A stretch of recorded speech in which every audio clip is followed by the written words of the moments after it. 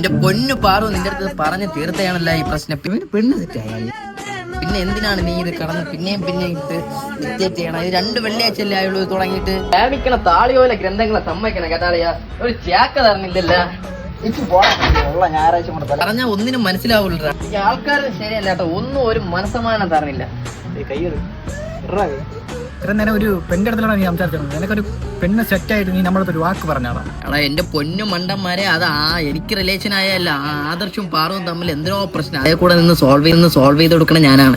അപ്പൊ 2 സൈഡിൽ കൂടെ നിന്ന് ചെവി തിന്നാണ്. ഞാൻ അന്നേ അവളുടെ അടുത്ത് പറഞ്ഞാണ് എന്നെ നോക്കുന്നു. എനിക്ക് പൊട്ടൻ ലോട്ടറി അടിച്ചതിന് പോത്തിന് ചെവിയിൽ വേദമുണ്ടായിരുന്നു. നമ്മളെ കോളേജിലെ അരുണും മറ്റേ പെണ്ണില്ലായിരുന്നു, ആ പെണ്ണിന്റെ പേര് അരുണും ആയിഷയും അവര് എങ്ങനെ ബ്രേക്കപ്പ് ആയെന്തായിരുന്നു. അരുൺ ചേർച്ചുണ്ടായിരുന്നറിയാ.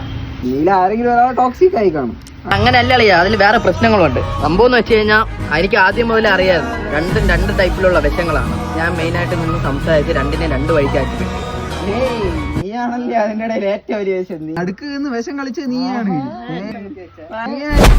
പാണ്ടിച്ചേമയിലെ തേരോടും വേദിയിലെ മാൻ പോലവ